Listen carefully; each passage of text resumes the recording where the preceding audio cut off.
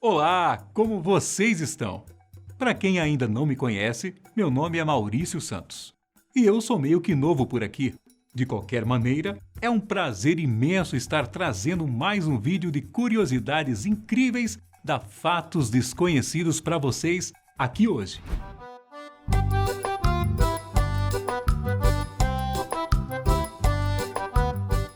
E então, vamos lá? Afinal, que brasileiro não conhece o famoso Rei do Cangaço? O temido e amado Lampião, Virgulino Ferreira da Silva, seu verdadeiro nome. Nasceu na cidade de Serra Talhada, no estado de Pernambuco, no dia 4 de junho de 1898. Para as autoridades, os caminhos que Virgulino seguiu na vida eram verdadeiros caminhos do mal e da crueldade. Mas, para uma boa parte da população do Nordeste, ele se tornou um símbolo de bravura e resistência. Um anti-herói como o Robin Hood ou como o cowboy Jesse James. A primeira curiosidade que podemos falar a respeito de Lampião é sobre o próprio nome de Lampião. Afinal, de onde surgiu essa alcunha? Basicamente, o apelido vem da velocidade e habilidade com que Virgulino operava seu rifle. Extremamente preciso, ele era famoso por conseguir atirar rapidamente nos alvos. E como os ataques do seu bando eram, geralmente, feitos ao anoitecer, seus tiros iluminavam a noite como um lampião, o que acabou gerando esse apelido. Sobre a origem das suas práticas, o que se sabe também é bem interessante.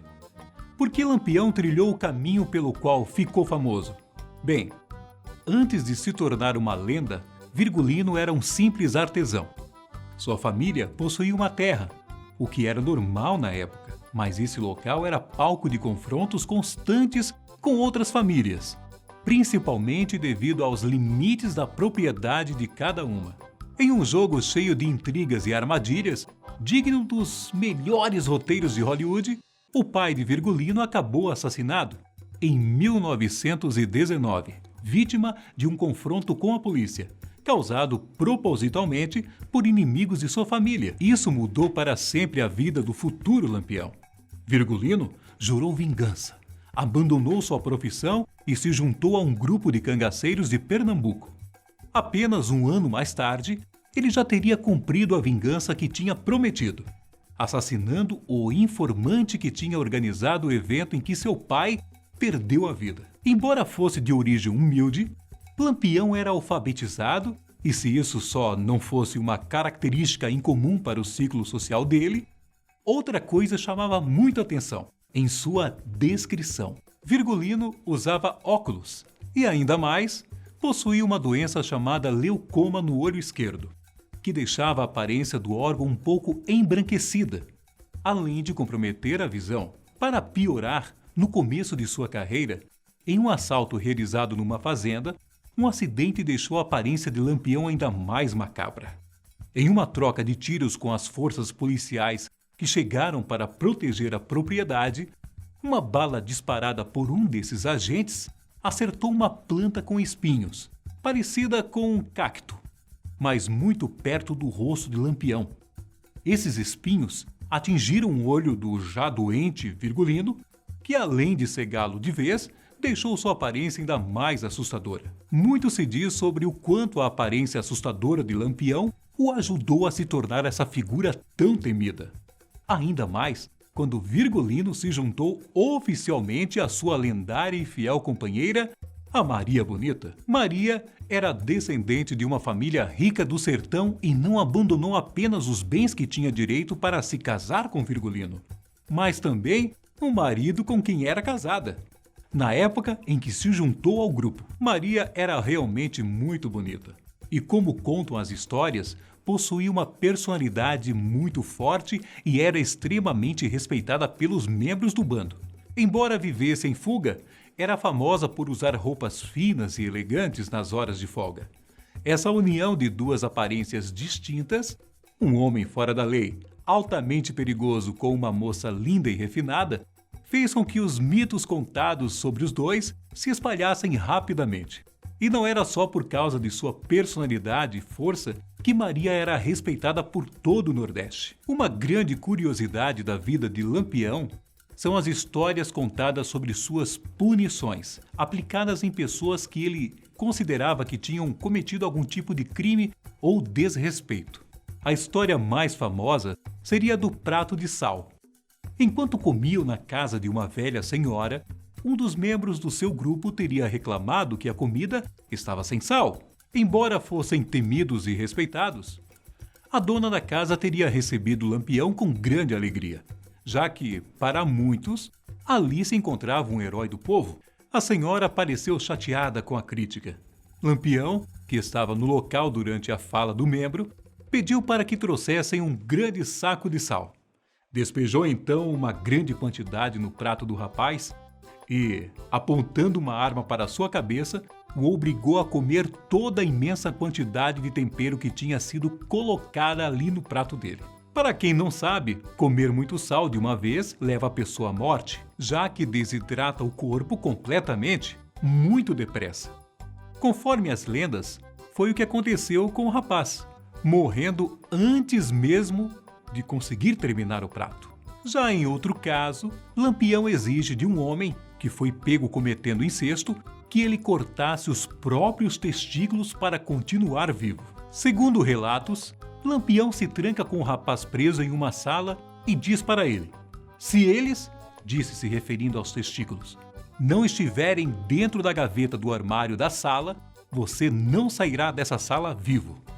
Lampião então deixa a sala e o final dessa história, bem, é o que você já pode imaginar. Não se sabe ao certo quais eram as finalidades dessa história, já que, embora fossem punições cruéis, os contextos em que esse pessoal estava envolvido acabam criando um certo tipo de afeição por parte da população, que o via no grupo e no próprio Lampião um homem que punia as injustiças da vida. Um outro conto mostra como Lampião era respeitado pela população. Um dia, ele sentiu vontade de fumar um cigarro. Saiu andando pela cidade em que estava e logo encontrou um homem fumando, só que de costas para ele. Virgulino chegou por trás do homem e perguntou: então você fuma? O homem, quando olhou para trás, reconheceu o famoso cangaceiro e, com medo, respondeu prontamente: eu fumo, porém, se você quiser, eu paro agora. Vidas como a que Virgulino levou, marcadas pela criminalidade, mesmo sem um real consenso sobre ele ser um herói ou apenas um bandido saqueador, geralmente terminam quase sempre do mesmo jeito. Do mesmo jeito trágico. O bando de Lampião roubou fazendas e propriedades em 7 estados brasileiros, além de terem cometido diversos outros crimes, como assassinatos e estupros, sendo a Bahia e Pernambuco os principais locais de atuação da quadrilha. O valor oferecido por sua cabeça durante os 20 anos nos quais agiu junto com seu bando, saqueando e aterrorizando os lugares por onde passava, bateu recordes para sua entrega.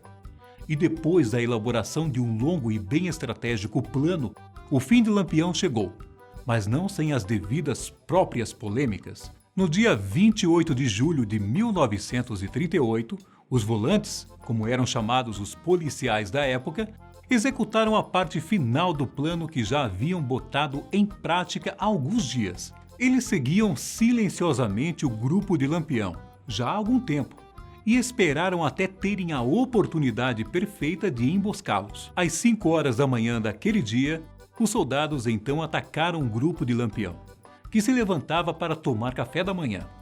Não existiu nenhuma chance de defesa ou contra-ataque, já que a maioria do bando ainda estava acordando. As forças policiais também eram muito maiores e estavam equipados com armas automáticas e bastante modernas. A grande polêmica sobre sua morte foi o que fizeram com seu corpo e com o corpo de Maria Bonita. Primeiro, Lampião teve sua cabeça arrancada do corpo e, além disso, um policial movido por extremo ódio do cangaceiro, algo até esperado dos policiais da época, bateu brutalmente com a coronha do rifle na cabeça decepada de Virgulino. Isso fez com que a cabeça de Virgulino fosse deformada, algo que foi considerado cruel até para alguém como Lampião. Como se isso tudo não bastasse, o coronel João Bezerra ainda saiu levando a cabeça decepada do cangaceiro para ser exibida em vários estados. Mesmo depois disso, seu corpo e o de Maria Bonita ficaram em exposição pública durante várias décadas. O enterro apropriado do casal aconteceu apenas em 1969, mais de 30 anos após a morte dos dois. A pressão das academias, do povo brasileiro e até da Igreja Católica fez com que uma lei específica fosse criada, para que os restos mortais dos cangaceiros fossem devidamente enterrados, acabando, assim, uma polêmica que foi muito discutida por diversas instâncias da política brasileira. E então, gostaram de conhecer essas curiosidades sobre a vida e a morte de Lampião? Deixa aqui o seu comentário. O vídeo vai ficando por aqui. Até o próximo vídeo. Tchau!